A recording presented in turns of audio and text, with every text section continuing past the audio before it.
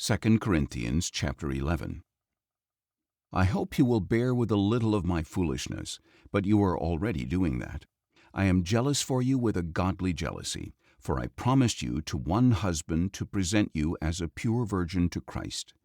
I am afraid, however, that just as Eve was deceived by the serpent's cunning, your minds may be led astray from your simple and pure devotion to Christ. For if someone comes and proclaims a Jesus other than the one we proclaimed, or if you receive a different spirit than the one you received, or a different gospel than the one you accepted, you put up with it way too easily. I consider myself in no way inferior to those super-apostles. Although I am not a polished speaker, I am certainly not lacking in knowledge. We have made this clear to you in every way possible. Was it a sin for me to humble myself in order to exalt you, because I preached the gospel of God to you free of charge? I robbed other churches by accepting their support in order to serve you. And when I was with you and in need, I was not a burden to anyone, for the brothers who came from Macedonia supplied my needs. I have refrained from being a burden to you in any way, and I will continue to do so. As surely as the truth of Christ is in me, this boasting of mine will not be silenced in the regions of Achaia. Why? Because I do not love you? God knows I do.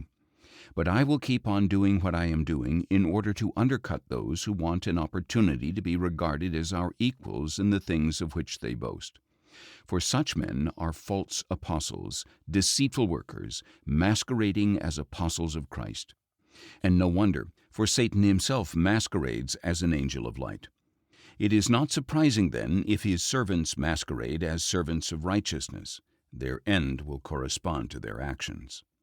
I repeat, let no one take me for a fool, but if you do, then receive me as a fool, so that I too may boast a little.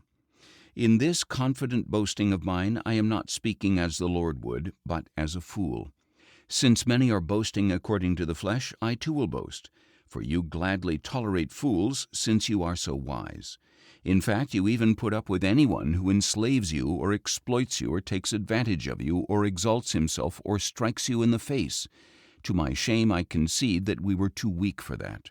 Speaking as a fool, however, I can match what anyone else dares to boast about. Are they Hebrews? So am I. Are they Israelites? So am I. Are they descendants of Abraham? So am I. Are they servants of Christ? I am speaking like I am out of my mind, but I am so much more.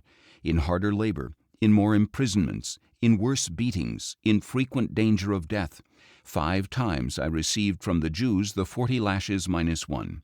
3 times I was beaten with rods. Once I was stoned. 3 times I was shipwrecked. I spent a night and a day in the open sea.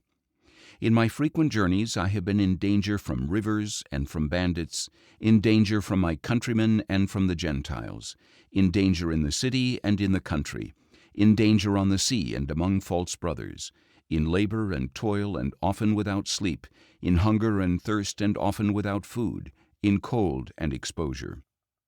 Apart from these external trials, I face daily the pressure of my concern for all the churches. Who is weak, and I am not weak? Who is led into sin, and I do not burn with grief? If I must boast, I will boast of the things that show my weakness. The God and Father of the Lord Jesus, who is forever worthy of praise, knows that I am not lying. In Damascus, the governor under King Aretas secured the city of the Damascenes in order to arrest me, but I was lowered in a basket through a window in the wall and escaped his grasp.